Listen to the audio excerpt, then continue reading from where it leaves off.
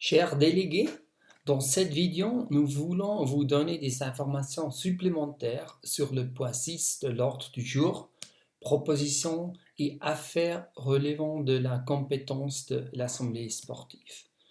3 propositions ont été présentées par la direction sportive.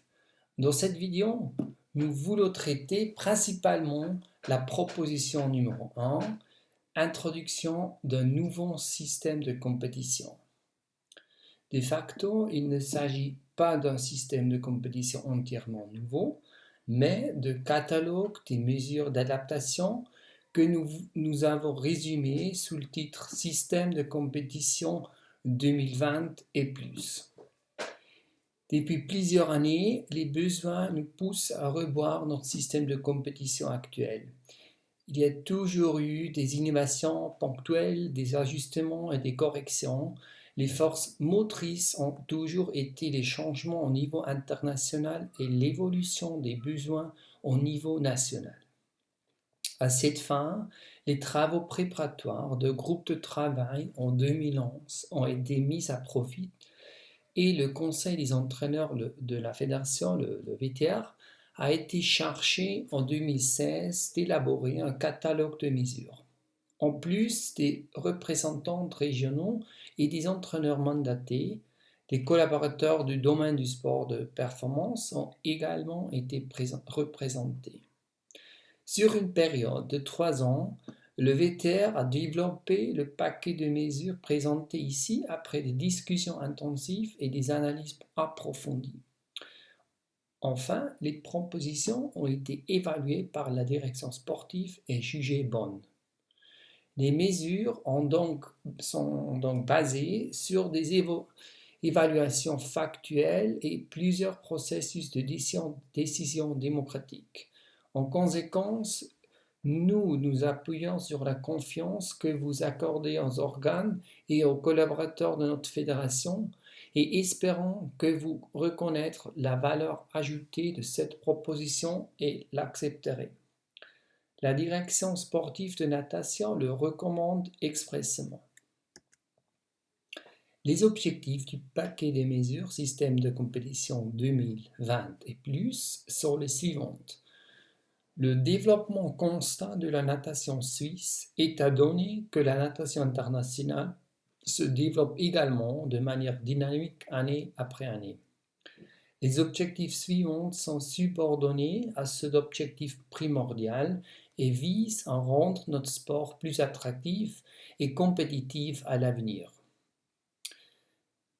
Faire entrer plus d'enfants plus tôt dans notre système de compétition nationale afin d'augmenter quantitativement notre base de talents. Et garder plus d'enfants dans notre système de compétition nationale jusqu'à la jeunesse junior et adulte, c'est-à-dire réduire le taux d'abandon et donc minimiser le rajeunissement de la pyramide des talents vers le haut. En plus, augmenter successivement la qualité de la formation de nos athlètes espoirs et utiliser de manière optimale l'infrastructure existante pour la compétition, garantir les meilleures conditions possibles lors des championnats suisses servant de sélection pour les championnats internationaux et finalement utiliser les revenus des compétitions pour couvrir les coûts de compétition et permettre des investissements pour l'innovation. Afin d'atteindre ces objectifs, les priorités suivantes ont été définies pour le paquet de mesures. Nous voulons une révision des catégories d'âge sur la base des exemples internationaux et des recherches scientifiques. La Kids League a déjà été introduite en 2003 afin d'attirer davantage d'athlètes dans le système de compétition et elle a connu un grand succès. Pour la saison 17-18, il y a eu les derniers ajustements importants qui ont été couronnés de succès depuis lors. Il n'y a donc pas de nécessité d'action immédiate pour le moment. Dès 2011, la nécessité d'introduire un programme de suivi pour réduire le taux d'abandon des jeunes athlètes est apparu. Le nouveau programme Futura est prévu à ces fins. Actuellement, la RSR, la ROS, la RCW ainsi que la RCDO, alors 4 régions de 5, mettent en œuvre les formats Futura au niveau régional et ont déjà acquis une expérience très positive dans ce domaine. Nous voulons maintenant introduire un format Futura national uniforme sur la base des connaissances acquises. Les mesures mentionnées ci-dessus entraîneront de nombreux ajustements logiques pour le format de compétition à l'avenir, c'est-à-dire les différents championnats suisses au cours de la révision pour avoir également identifié des réserves supplémentaires pour accroître l'attractivité et l'optimisation de divers championnats et les avons maintenant inclus dans notre catalogue des ajustements. Comme pour le développement de la Kids League, nous avons déjà pu établir un système optimisé pour la planification de la saison 16-17 au début du cycle olympique 16-20 et nous utilisons déjà pour la 4e saison de suite. La fiabilité, la sécurité de planification à long terme et durable ont créé les bases de succès sportif ainsi que la gestion budgétaire disciplinée de ces dernières années. Les catégories d'âge de la Fédération suisse de natation s'écartent des normes internationales depuis plus de 20 ans, voir le tableau sur la diapositive. Il est vrai que les définitions internationales de FINA et de la laine ne correspondraient pas toujours. Cependant, les réglementations internationales ont été harmonisées en 2016. Celles-ci tiennent compte des résultats scientifiques sur les différents taux de maturation biologique des garçons et des filles et contribuent ainsi à un développement des performances tout aussi optimales et à long terme pour les deux sexes. Il est donc fondamental et impératif d'adopter enfin ces catégories et d'assurer ainsi des conditions optimales pour le développement à long terme des performances et l'égalité des chances entre les sexes dans la natation suisse. Nous y voyons une raison sérieuse au fait que le nombre d'athlètes féminines qui ont réussi à rattraper le haut niveau international est en baisse depuis des années. Nous y parvenons plus souvent, régulièrement et dans certains cas même à l'âge junior avec nos athlètes masculins. Nous voulons que le sport de la natation en Suisse se trouve en accord avec celui du monde entier. Et bien sûr, cela inclut également l'ajustement des catégories de licence. Mais cela ne signifie qu'une redistribution de certaines catégories d'âge et ne modifie pas les frais de licence.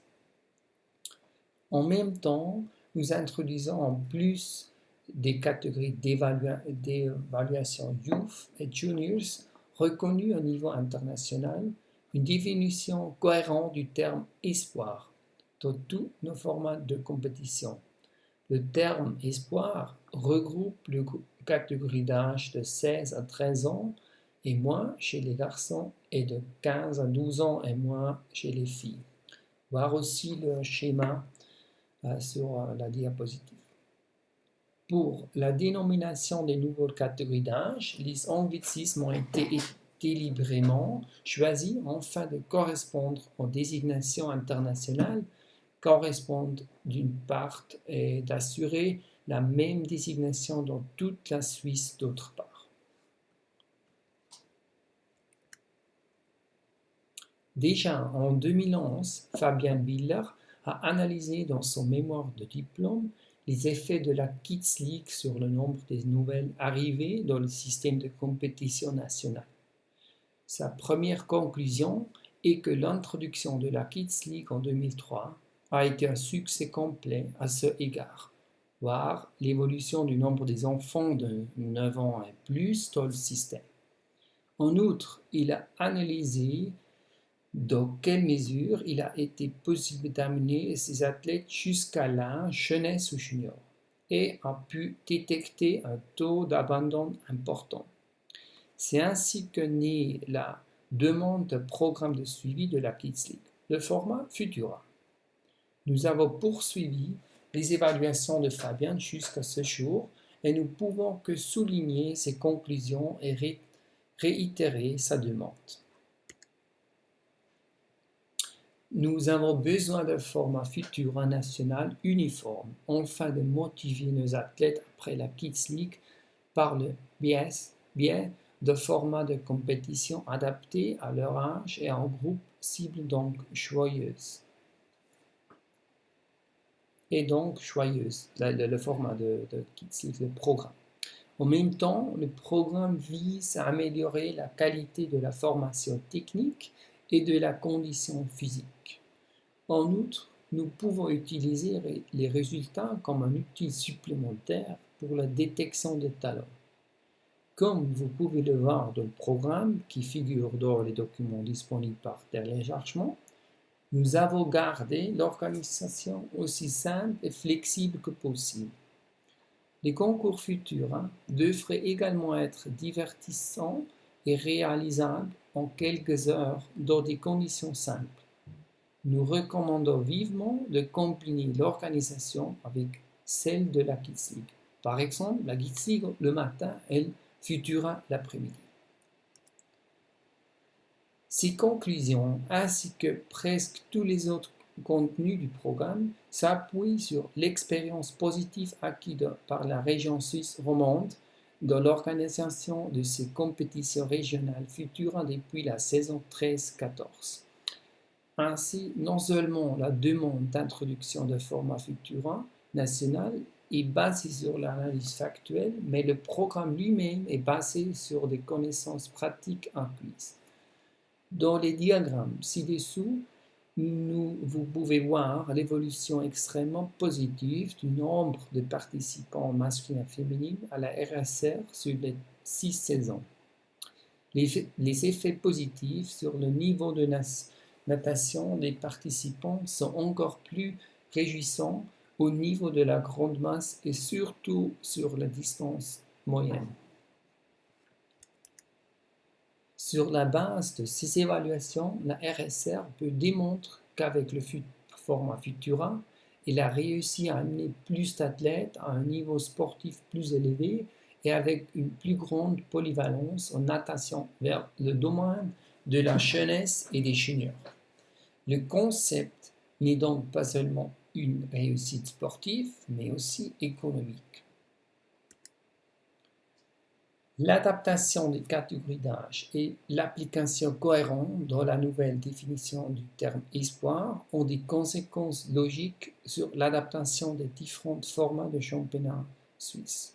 Respectivement, d'autres réserves pour accroître l'attractivité ont été identifiées au cours du processus d'ajustement. En conséquence, la Coupe Jeunesse doit être rebaptisée Coupe Espoir et doit par conséquence inclure les catégories d'âge nouvellement incluses dans cette définition. Voir la tableau sur la diapositive précédente. Il en va de même pour le championnat de club jeunesse qui s'appellera désormais championnat de club espoir et contient donc aussi les nouvelles catégories d'âge. L'adaptation du championnat de club avec la nouvelle Ligue régionale C vise à accroître l'attractivité du championnat de club, en particulier pour les petits clubs. Le plus grand nombre possible de clubs doit être encouragé à y participer régulièrement. L'organisation ne change pas réellement. Les événements qui étaient auparavant réalisés sous forme de promotion peuvent toujours avoir lieu dans la période correspondante. Il faut au moins 2 équipes qui se mesurent entre elles. Une équipe peut participer à plusieurs compétitions de la Ligue régionale C, mais seul le meilleur résultat sera pris en compte. La différence est que maintenant, les résultats ont consolidé dans une ligue et qu'il y a un tableau final avec des équipes promues chaque année. Ainsi, les équipes reléguées de LNB ne peuvent pas être immédiatement promus à nouveau. Ils évolueront en moins une saison en Ligue régionale C. Le nom de Ligue régionale C a été choisi pour indiquer clairement qu'il n'y a pas de finale nationale. Pour le championnat suisse d'espoir, il y a plusieurs ajustements logiques. Tout d'abord, bien sûr, les catégories qui comprennent donc maintenant aussi celles qui sont résumées par le terme espoir. Mais le programme avait également besoin d'ajustements. Il n'est pas logique d'offrir aux plus jeunes moins de distances et des distances plus courtes que celles qu'ils ont été autorisés à parcourir en futur jusqu'à présent. En outre, le championnat suisse espoir est la compétition nationale B qui amène les jeunes athlètes dans la catégorie internationale youth et donc vers la première compétition internationale B, le foage ou AOF. Par conséquent, au programme du championnat suisse espoir, les catégories d'âge youth doivent bien sûr aussi refléter le programme du foage. Au total, le programme est donc plus important et permet aux athlètes de participer à plus de courses, ce qui rend le championnat plus attractif. Le championnat suisse espoir sera encore amélioré par l'intégration de la finale nationale Futurance pendant la pause de midi de samedi. En externalisant les groupes d'âge junior vers le championnat suisse d'été, ceux-ci seront orientés vers la catégorie d'élite, comme ça se fait sur le plan international et les finales seront allégées. Ce qui augmente encore l'attractivité car cela permet de réaliser le programme plus important tout en allégeant l'horaire par rapport à ces dernières années. Enfin, l'attractivité sera également renforcée par le fait que, grâce à des limites plus faciles, plus d'athlètes espoirs pourront participer aux éliminatoires. Les mesures mentionnées ci-dessus garantissent que l'horaire ne sera pas affecté négativement par cette situation. Dans l'ensemble, le championnat suisse espoir sera renforcé dans son profil sportif comme une véritable compétition nationale jeunesse B. Il en va pratiquement de même pour le championnat suisse d'été. Avec le transfert des catégories d'âge junior du championnat suisse espoir, le championnat suisse d'été sera la compétition cible exclusivement de fin de saison pour cette catégorie et les athlètes se rapprocheront par conséquence de l'élite, comme c'est déjà le cas dans les compétitions internationales comme catégorie de transition des espoirs vers l'élite. L'organisation comme championnat Open vise à attirer des concurrents internationaux de haut niveau, ce qui devrait encore accroître le niveau sportif et donc l'attractivité du championnat. Néanmoins, le règlement garantit un nombre de places de finale suffisant aux athlètes suisses ainsi que le couronnement d'un véritable championnat suisse. En outre, nous espérons que la participation d'équipes étrangères vite améliorera la rentabilité de ce championnat. De tous ces arguments, nous espérons vous avoir montré la valeur ajoutée de cette proposition pour notre système de natation suisse. Nous vous demandons donc une fois de plus de nous faire confiance et d'accepter la proposition. Merci beaucoup. Restez en bonne santé et à bientôt.